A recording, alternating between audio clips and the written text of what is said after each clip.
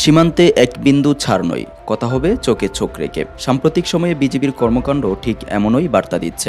বেশ কিছুদিন যাবৎ সীমান্তে বিএসএফ এর অবৈধ পুশিং ইস্যুতে যুদ্ধ পরিস্থিতি তৈরি হয়েছে। তবে একটি ভিডিওতে দেখা যায় নারায়ে তাকবীর স্লোগান দিয়ে গ্রামবাসীকে নিয়ে রাতভর পাহারা দিচ্ছে বিজিবি। বিভিন্ন মানবাধিকার সংগঠন ও সংবাদ মাধ্যমের প্রতিবেদনে বলা হয়েছে 2025 সালের মে থেকে 2026 সালের মে পর্যন্ত অন্তত 2463 জনকে বিভিন্ন সীমান্ত দিয়ে বাংলাদেশে ঢেলে দেওয়া হয়েছে। তাদের মধ্যে শতাধিক ব্যক্তিকে পরে ভারতীয় নাগরিক হিসেবে শনাক্ত করা হয়, আবার কয়েকশো রোহিঙ্গাও ছিল বলে দাবি করা হয়েছে।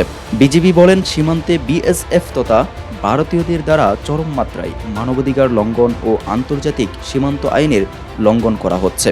আমরা প্রতিটি ঘটনায় ফ্ল্যাগ মিটিংয়ের মাধ্যমে প্রতিবাদ জানাচ্ছি। সীমান্তে নজরদারি আগের চেয়ে অনেক বাড়ানো হয়েছে। সশস্ত্র অবস্থায় পর্যাপ্ত সংখ্যক বিজিবি সদস্য মোতায়েন করা হয়েছে। কোম্পানি কমান্ডার, ব্যাটালিয়ন কমান্ডার লেভেলে পতাকা বৈঠক হচ্ছে।